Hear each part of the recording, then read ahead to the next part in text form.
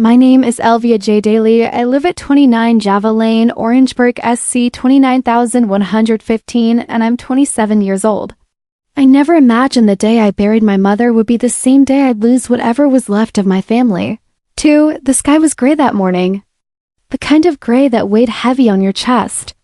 I wore black, but the ache in my heart made everything around me feel even darker. I clutched the damp program in my hand as I stood beside her casket, trying to keep my emotions in check while people around me exchanged polite whispers and awkward hugs. The priest had just said the final prayer when my father walked up to my brother Ryan and pressed something into his hand, a small gold key. "To the house," he said, loudly enough for everyone around us to hear. "It's yours now, Ryan. You're the man of the house. Take care of it." Then, without even turning toward me, he added coldly, "And you, Elvia? You don't belong here." I froze. My breath hitched, not because of the words he'd said worse before, but because he chose that moment. That place. In front of everyone, some guests gasped. Others looked down uncomfortably. But Ryan just smiled and slipped the key into his jacket pocket like it was the natural order of things. I had grown used to being treated like a ghost in my own family. But that day, for the first time, I realized I wasn't a ghost. I was an outsider. Still holding back tears, I turned and began to walk toward the car when I heard a voice call out, "Miss Daly?" It was Mr. Howell, my mother's longtime attorney. He looked nervous, clutching a thick leather folder in his hand. There's something your mother left specifically for you," he said. He opened the folder and pulled out a small, sealed envelope. My full name was written on the front in my mother's neat handwriting. My hands trembled as I took it. "What is this?" I asked. "A letter," he said, lowering his voice. "And instructions." My father and brother both turned to look at us. Dad narrowed his eyes. "What letter?" He barked out. Mr. Howell didn't even flinch. "Mrs. Daly's private correspondence. I'm only authorized to share it with Elvia." I held the letter tightly against my chest as I got in the car and drove off. My fingers burned with curiosity. My soul? With heartbreak. What could Mom have possibly left for me that no one else was allowed to see? And why did Dad look afraid? I didn't open the letter right away. I don't know why. Maybe I was scared of what it would say. Maybe I just wanted to hold on to that last piece of my mom for a few more moments, unopened, untouched, still full of mystery and love. Back in my small apartment, I sat on the edge of my couch, turning the envelope over and over in my hands. My name, Elvia J. Daly, written in Mom's handwriting, felt more comforting than any hug I'd received that entire day. I finally peeled it open, careful not to tear the paper. There were 3 things inside: a handwritten letter, a folded photograph, a bank receipt. I unfolded the letter first. Her handwriting was a little shakier than I remembered, but every word hit like a warm, whispered goodbye. "My sweet Elvia, if you're reading this, it means I'm no longer there to shield you from the storm I know is coming. I tried to change the will, but your father and brother, well, let's just say they made it difficult. They wanted everything, and I let them believe they won. But I made other arrangements. Because I know the truth about you, Elvia. You were always the kind one, the selfless one, the daughter who sat by my side when I was sick, the one who asked for nothing but gave everything. You remember the old beach cottage in Folly Beach? When I used to take you to when you were small? I never sold it. It's yours now. The key's in the box under the window seat in the sunroom. Use it. Also, check the bank slip. It's not much, but it's yours alone. They don't know it exists. Forgive me for not doing more. But I hope this is a start. I love you more than they ever tried to understand." Mom, by the time I finished reading, I was sobbing.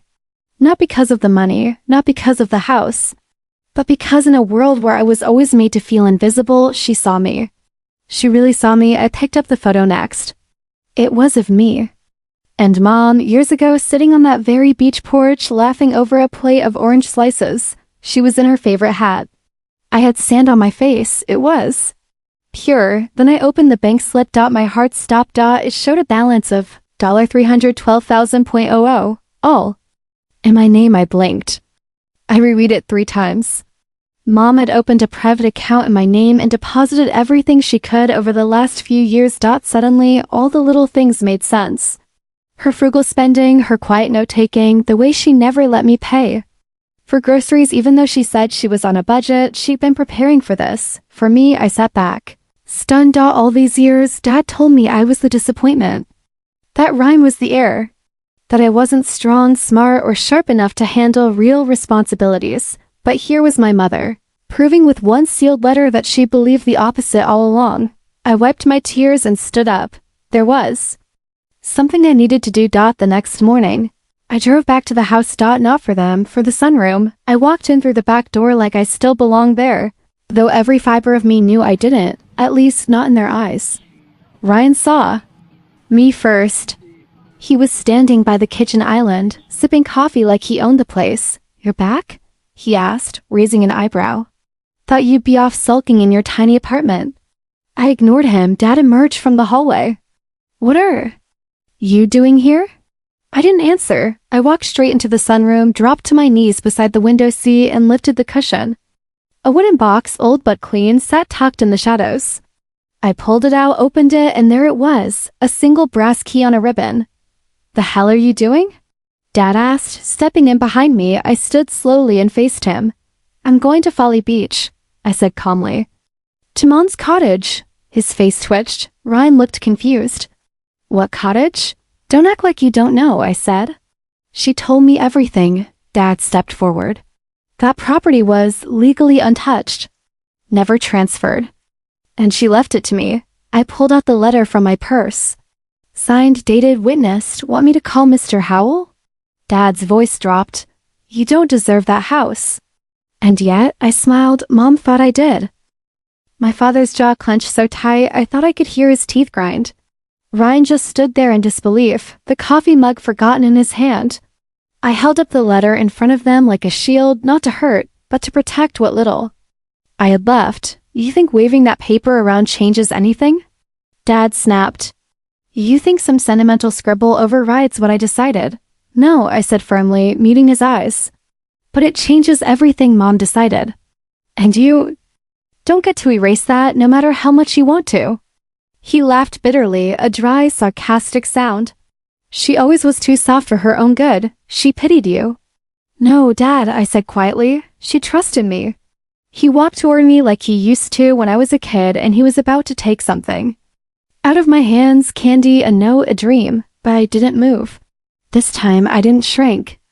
I stood tall, taller than I'd ever felt in this house. "You don't belong there, Elvia," he said, voice low and hard. "That place holds family memories. You don't get to lay claim to them." I almost laughed, not because it was funny, but because it was absurd. I was the one who sat on that porch with Mom every summer. I was the one who baked muffins with her in the tiny kitchen while the sea breeze came through the window. I was the one who helped her repaint the shutters when her hands hurt too much. What did he know about that place? "Then you should have cared about it when she was alive," I replied, voice steady. "Because she didn't leave it to you," Ryan scoffed. "If you think we're just gonna let you waltz in and claim, I'm not asking for your permission," I cut him off. "And I'm not waltzing anywhere, I'm going home, the real one." I walked past both of them, the key pressed tight in my palm like it was burning with power. As I reached the door, I turned last time. "I hope someday you both realize you didn't lose the cottage," I said. "You lost her. Long before she was gone." And with that, I left. Driving to Folly Beach felt like time travel. Every mile took me back years, into memories I thought I buried. The smell of the ocean hit me before I even saw the waves. I pulled up in front of the old cottage. Its blue paint faded from sun and wind, the white porch railings still wrapped with vines. It was like the house had been waiting quiet, patient, just like Mom. The moment I stepped inside, I broke. Not from sadness, from relief. The cottage still smelled like lemon oil and sea salt. The hardwood floors creaked the same way they did when Mom would tiptoe at night to check if I was asleep. Her old woven throw blankets still hung over the back of the armchair. On the windowsill sat a ceramic turtle I made her in 3rd grade. Everything was hers. Everything was mine now. Not in a greedy sense, but in a loved sense. I dropped my bag, locked the door, and stood in the middle of the room letting the silence hug me for the first time in years. I wasn't invisible. The next morning, I went into town to meet Mr. Howell. His office was in a quiet brick building near the marina. He greeted me with a soft smile and a gentle nod. "I was hoping you'd come," He said. I needed to, I replied, handing him the letter. I need to make sure this is secure. Legal, they'll try to contest it. He took the envelope and nodded again, more firmly this time. They can try, but your mother planned for that. The deed was signed over to you 6 months ago privately. This letter was just to inform you after the funeral. And the account is in your name alone, opened under a separate trust. They have no legal access. I let out a breath I didn't know I was holding. Thank you, I said. She was proud of you, Elvia, he said gently. Said you reminded her of who she used to be before all the money got in the way. My eyes stung. She was everything. To me, I know, he said, placing a notarized folder on the desk. And I think you'll make this place into something beautiful again. Later that evening, I walked barefoot down the sand, letting the tide pull at my ankles. The sun was setting, soft amber and pink melting into the ocean. I closed my eyes and imagined Mom standing beside me, her wide-brimmed hat tilting in the breeze. You did good, baby? I heard her voice in my heart. I turned to walk back when I noticed something at the end of the porch steps. A familiar car. Ryan. He stood next to it, arms crossed, staring at the cottage like it had betrayed him. I didn't flinch. He walked up to me slowly, almost unsure of himself. Dad's furious, he said. I'm not surprised. He's saying you manipulated Mom, that you guilted her into all this. I smiled softly. If that's what helps him sleep. Ryan looked out toward the waves then. Down at the sand, I didn't know she was sick again. Not until it was too late. She told me not to tell you, I said. Said you'd only show up with fake tears and a checklist. He winced. Good. That account, he muttered. Over 300 grand? I nodded. You're going to keep all of it? I paused. Then I said, I already gave some to charity. A children's cancer wing. Mom would have wanted that. He blinked, surprised. I'm not you, Ryan, I added. And I'm not Dad. He didn't say anything for a long time. Then finally, I guess this really is your house now. I nodded. Double quotes, yes, but more than that, it's her house. And I'm just here to keep her spirit alive. Ryan didn't respond right away. He stared at the porch steps like he wanted to say something but didn't know how to form the words. That was always his thing, strong when people were watching, silent when it mattered.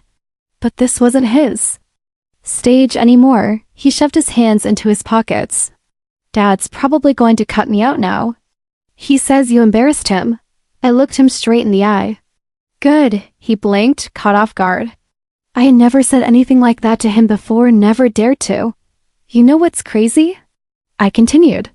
For years I convinced myself that maybe if I worked hard enough, kept quiet enough, or stayed out of the way long enough, maybe, just maybe I'd be accepted. I tried to earn space in my own home like I was a guest. But Mom, she never made me feel like that. Not even once. His face flickered. Maybe shame. Maybe guilt. But not enough of either. You were always her favorite, he muttered. No, I said, shaking my head. I was just the only one who loved her without needing anything in return. That landed. Ryan looked away, his jaw tightening. She wanted to change the will, he said. Dad stopped her, said she wasn't thinking clearly anymore. She knew he'd say that, I replied. That's why she did this quietly. That's why she left you and him the illusion of control. The sea breeze picked up, sweeping sand across our ankles. For a moment we both just stood there, facing the cottage. The ghost of Mom's laughter somewhere in the air between us. Ryan finally said, What are you going to do with this place? I looked up at the small cottage, the weather-worn shutters, the chipped white railing, the sun-bleached rocking chair. I'm going to restore it, I said. Not just the building, the memories. I'm going to host grief retreats. Small ones for daughters like me. People who felt invisible in their families. People who need healing. Ryan raised an eyebrow. Seriously? Seriously, I said, not needing to justify anything anymore. It's what she would have wanted. He ran a hand through his hair. Wow, that's actually kind of good. A beat. You'd be surprised what I'm capable of when no one's calling me a disappointment, I said with a dry smile. He gave a small laugh, one that held more discomfort than humor. I should go. You should, I replied. He started. to walk away but turned back one last time. Elvia, for what it's worth, I'm sorry. For everything, I didn't say it's okay. Because it wasn't, but I gave him a nod. Thank you. That was enough. Over the next few days, I got to work. The first thing I did was air out the rooms. I opened every window, let the sea breeze push out the ghosts. I scrubbed the old tiles with lemon-scented soap, the same kind Mom used. I found her recipe book handwritten in, yellowing with age in the kitchen drawer, and cried over every note she left in the margins. Too much salt last time. Elvia still smiled. She loves this one. Bake extra. The roof needed fixing. The shutters needed repainting. But the bones of the house were strong like her spirit. I hired local contractors, good people who remembered my mom from years ago. She was always the kindest soul, the plumber said, shaking his head. Used to leave cookies on the porch for us. She told me this house was her real sanctuary, said the electrician. Said it was where she could hear her own thoughts. Every time someone spoke about her, my heart expanded and cracked at the same time. I realized how much of her existed in this space, how she had poured herself into it even when the rest of her world was falling apart. About 2 weeks later, I received a letter in the mail. No return address. I opened it cautiously. Inside was a note. Elvia, I know I don't deserve to write this, but I heard what you're doing with the cottage. Dad doesn't know I'm reaching out.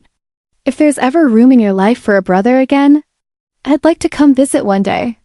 Ryan and I stared at the note for a long time. It didn't erase the past, but it was a start. Then something unexpected happened. I got a call from Mr.